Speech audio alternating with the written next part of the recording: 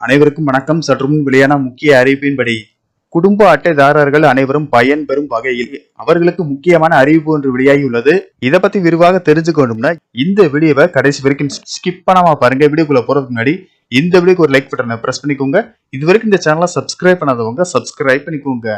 நாடு முழுவதும் பொதுமக்களின் வசதிக்காகவும் நன்மைக்காகவும் மத்திய மாநில அரசுகள் பல நலத்திட்டங்களை அறிமுகப்படுத்தி வருகின்றன. இதில் மருத்துவ காப்பீடு திட்டமும் ஒன்றாகும்.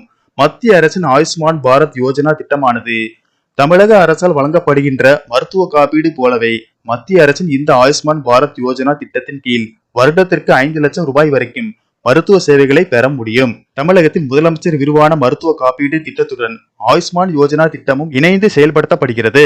1354 சிகிச்சை திட்டங்கள் இதற்குள் அடங்கும். இதில் பல நவீன சிகிச்சைகளும் இருக்கிறது. 17,000 மருத்துவமனைகள் இந்த திட்டத்தில் இணைக்கப்பட்டிருக்கின்றன. இந்தியா முழுவதிலும் உள்ள 100க்கும் மேற்பட்ட அரசு மருத்துவமனைகளிலும் 600க்கும் மேற்பட்ட தனியார் மருத்துவமனைகளிலும் இந்த சேவையை பெற முடியும். பல் சம்பந்தப்பட்ட பிரச்சனை, மன ஆரோக்கியம் தொடங்கி இதய அறுவை சிகிச்சைகள் வரை பல்வேறு நவீன சிகிச்சைகளையும் இந்த திட்டத்தின் கீழ் பெற முடியும். விண்ணப்பிக்கும் முறை: முதலில் healthid.ndhm.gov.in என்னும் மத்திய அரசின் இணையதளத்துக்கு சென்று விண்ணப்பிக்க வேண்டும்.